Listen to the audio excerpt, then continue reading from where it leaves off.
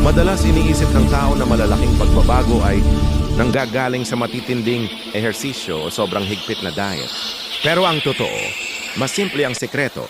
Ang tunay na resulta ay galing sa consistency, hindi sa intensity. Ang maliliit na hakbang, kapag inuulit araw-araw, ay nagdudulot ng malaking pagbabago. Gumagana ang consistency dahil ito ang bumubuo ng habits. Kapag pinili mo ang kaya mong gawin araw-araw, gaya ng 10-minute walk, pag-inom ng mas maraming tubig, simpleng stretching bago matulog, o pagpili ng mas balanseng pagkain, hindi ka umaasa sa motivation. Umaasa ka sa routine. At ang routine ay mas madaling panindigan kaysa bigla ang sipa. Oo, nakaka-excite minsan ang intensity. Matitinding workout, agresibong plano at malalaking layunin. Pero ang intensity na walang consistency, kadalasan nauuwi sa pagod, injury o pagkadismaya. Hindi mo kailangang ubusin ang lakas mo araw-araw. Ang mahalaga ay makarating ka araw-araw. Kahit maliit, basta tuloy-tuloy. Isipin mo ang kalusugan parang halaman. Hindi mo tinutubigan ng isang timbang sa isang buwan. Dahan-dahang dinidiligan araw-araw. Ganon din ang katawan natin.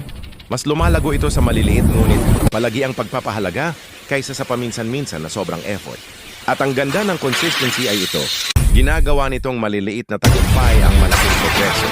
Ang maikling paglalakad ay Consistency over intensity. Small steps create big health. In health and wellness, people often think big changes come from extreme workouts or strict diets. But the truth is far simpler. Long-term results are built on consistency, not intensity. Small steps, repeated daily, create the kind of transformation that lasts. Consistency works because it builds habits. When you choose actions you can sustain, like a 10-minute walk, drinking more water, stretching before bed, or choosing balanced meals, you're not relying on motivation.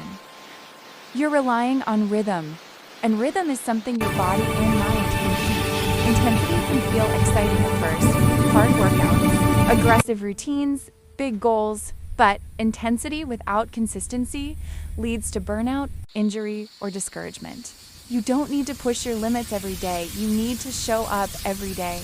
Even small efforts compound over time. Think about your health like your own plant. You don't pour a whole bucket of water once a month. You water a little every day. The same principle applies to your body. Small, steady actions nourish you far more than rare, extreme effort. And the beauty of consistency is this. It turns small wins into big progress. A short daily walk becomes stronger legs. Drinking water becomes better energy.